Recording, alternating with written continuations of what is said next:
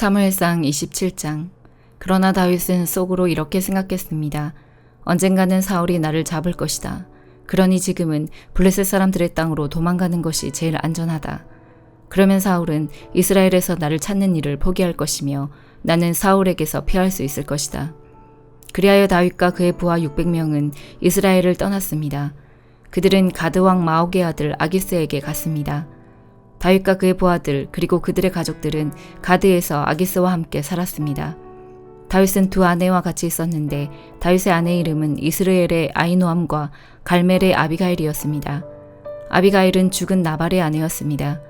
사울은 다윗이 가드로 도망갔다는 이야기를 듣고 다시는 다윗을 추적하지 않았습니다. 어느 날 다윗이 아기스에게 말했습니다. 나를 좋게 여기신다면 시골 마을 중 하나를 나에게 주어 그곳에서 살게 해주십시오. 나 같은 사람이 어떻게 당신과 함께 왕의 성에 있을 수 있겠습니까? 그날 아기스는 다윗에게 시글락 마을을 주었습니다. 이 때문에 시글락 마을은 그때부터 유다 왕들의 땅이 되었습니다. 다윗은 블레셋 땅에서 1년 4개월 동안을 살았습니다. 다윗과 그의 부하들은 나가서 그술과 기르스와 아말렉 백성들을 공격하였습니다. 이 백성들은 오랫동안 술과 이집트로 가는 땅에 살았습니다. 다윗은 그들과 싸워 남자와 여자를 모두 죽였습니다. 그는 양과 소와 나귀와 낙타와 옷을 빼앗아서 아기스에게 돌아왔습니다. 아기스는 다윗에게 오늘은 어디를 공격하였느냐 하고 묻곤 했습니다. 그럴 때마다 다윗은 유다 땅 남쪽을 공격하고 왔다고 대답했습니다. 어떤 때는 여라무엘이나 겐 사람의 땅을 공격하고 왔다고 말했습니다. 다윗은 남자든지 여자든지 사람을 살려서 가드로 데리고 온 적이 한 번도 없었습니다. 다윗은 이렇게 생각하였습니다. 만약 우리가 누구든지 살려서 데리고 오면 그 사람은 아기스에게 내가 실제로 한 일을 말할 것이다. 다윗은 블레셋 땅에 사는 동안 내내 그렇게 행동하였습니다. 아기스는 다윗을 믿었습니다. 아기스는 혼자 이렇게 생각하였습니다. 다윗의 백성인 이스라엘 사람들이 다윗을 굉장히 미워한다. 그러니 다윗은 언제까지나 나를 섬길 것이다. 고린도전서 8장. 이제 우상에게 제물로 바친 음식을 먹는 문제에 대해 말씀드리겠습니다. 여러분이 우리는 다 지식이 있다고 주장하는 것을 우리는 알고 있습니다. 그러나 지식은 교만하게 하고 사랑은 덕을 세운다는 사실입니다. 어떤 사람이 자기가 무엇인가 안다고 생각하면 그 사람은 마땅히 알아야 할 것을 아직은 모르고 있는 사람입니다. 그러나 그 사람이 하나님을 사랑하면 하나님께서도 그 사람을 알아주십니다. 이제 우상에게 제물로 바친 음식을 먹는 문제에 대해 이야기해 봅시다. 우리는 세상에서 우상이란 아무것도 아니며 하나님은 오직 한 분뿐이라는 사실을 알고 있습니다. 하늘에나 땅에나 신이라고 불리는 존재가 많이 있고 사실 많은 신이 있으며 많은 주가 있지만 우리에게는 아버지가 되시는 하나님 한 분만 계십니다. 만물이 그분에게서 나왔고 우리는 그분을 위해 살고 있습니다. 또 주 예수 그리스도도 한 분만 계십니다. 만물이 그분 때문에 창조되었고 우리도 그분 때문에 살고 있습니다. 그런데 누구나 이러한 진리를 아는 것은 아닙니다. 사람들 중에는 아직도 우상을 숭배하는 습관이 남아있어서 우상에 바친 음식을 먹을 때 그것이 우상에 바친 음식이라고 생각하며 먹는 사람들이 있습니다. 그 사람들의 양심은 약해졌고 더럽혀졌습니다. 그러나 우리를 하나님께 가까이 나아가게 하는 것은 음식이 아닙니다. 음식을 먹지 않는다고 해서 손해되는 것은 아니며 음식을 먹는다고 해서 더 이로워지는 것도 아닙니다. 그렇지만 여러분에게 있는 자유를 행사할 때 그것이 믿음이 약한 성도들에게 걸림돌이 되지 않도록 주의하십시오. 지식이 있다는 여러분이 우상의 신전에서 음식을 먹고 있는 것을 믿음이 약한 성도가 본다면 그가 용기를 얻어 그 사람처럼 우상의 제물로 바친 음식을 먹지 않겠습니까? 이렇게 되면 믿음이 약한 성도는 여러분의 지식 때문에 망하게 되는 것입니다. 그리스도께서는 바로 그 성도를 위해 죽으셨습니다. 이런 식으로 여러분의 동료 성도들에게 죄를 짓고 그들의 약한 양심에 상처를 준다면 여러분은 그리스도께 죄를 짓는 것입니다. 그러므로 내가 먹는 음식 때문에 내 동료 성도들이 걸려 넘어지게 되면 그 사람이 걸려 넘어지지 않도록 하기 위해 나는 평생 고기를 먹지 않을 것입니다. 에스겔 6장. 여호와께서 다시 내게 오셔서 말씀하셨다. 사람아, 이스라엘의 산들을 바라보며 심판을 예언하여라. 이렇게 말하여라. 이스라엘의 산들아, 주 여호와의 말씀을 들어라. 주 여호와께서 산과 언덕들, 계곡과 산골짜기에 이렇게 말씀하신다. 내가 칼로 너희를 치고 너희 속에 있는 산당들을 부수겠다. 너희의 제단을 부수고 향 피우는 제단을 무너뜨릴 것이다. 내가 우상들 앞에서 너희 백성들을 죽일 것이다. 내가 이스라엘 백성의 시체들을 그 우상들 앞에 늘어놓고 너희의 뼈들을 제단 둘레에 흩어놓겠다.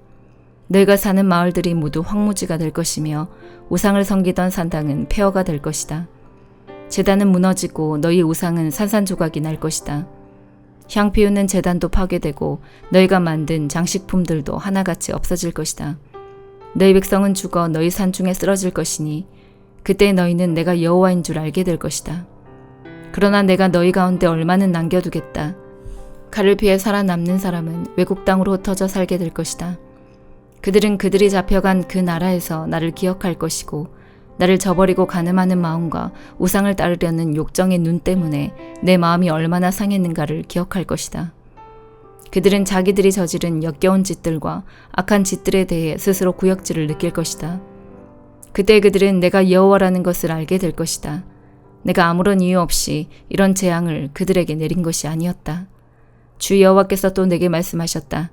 너는 손뼉을 치고 발을 구르며 아이고 하고 소리질러라. 이스라엘 백성이 악한 죄와 구역질 나는 짓을 저질렀기 때문에 그들은 전쟁과 굶주림과 병으로 죽을 것이다. 멀리 있는 자는 병에 걸려 죽고 가까이 있는 자는 전쟁으로 죽고 병이나 칼을 피한 자는 굶어 죽을 것이다. 내가 이처럼 내 분노를 그들에게 쏟아붓겠다.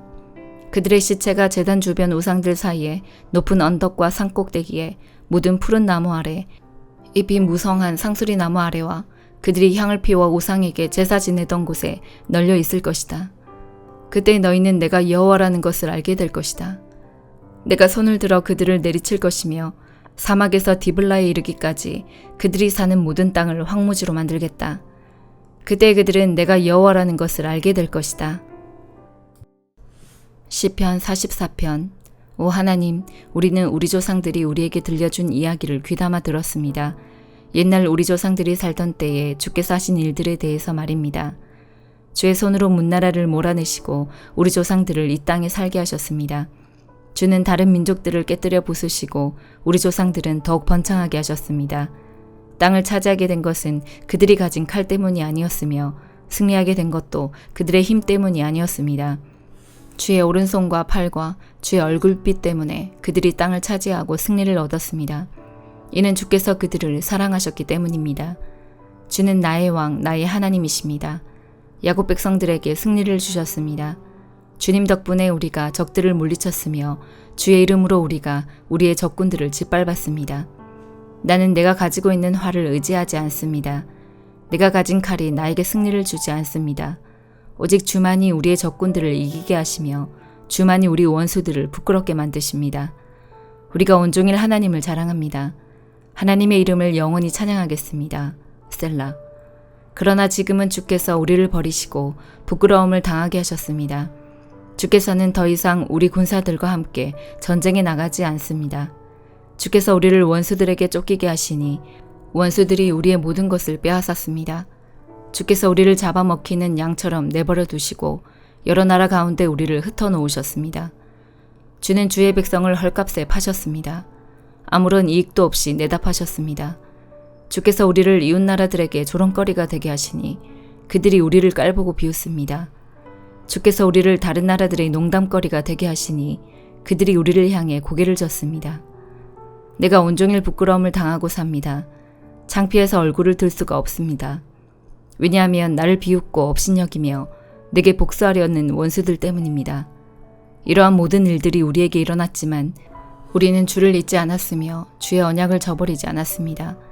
우리 마음이 주께로부터 돌아서지 않았으며 주의 길에서부터 벗어나지 않았습니다. 그러나 주께서 우리를 부수시고 들깨들의 사냥감이 되게 하셨으며 캄캄한 어두움으로 우리를 덮으셨습니다. 만일 우리가 하나님의 이름을 잊었다거나 다른 신들에게 우리의 손을 들어 기도했더라면 하나님께서는 그것을 다 아시지 않습니까? 주께서는 사람 마음속의 비밀들을 모두 알고 계시지 않습니까? 우리는 언제나 죽을 지경에 있습니다. 사람들은 우리를 잡아먹을 양처럼 생각합니다. 오 주여 일어나십시오. 어찌하여 주무시고 계십니까? 자리에서 일어나십시오. 제발 우리를 버리지 마십시오. 왜 주의 얼굴을 우리에게서 숨기십니까? 왜 우리의 비참함과 괴로움을 잊으십니까? 우리가 진흙 속에 처박혀졌으며 우리의 몸이 흙 속에 던져졌습니다. 일어나셔서 우리를 도우십시오. 주의 변함없는 사랑으로 우리를 구원해 주십시오. 아멘.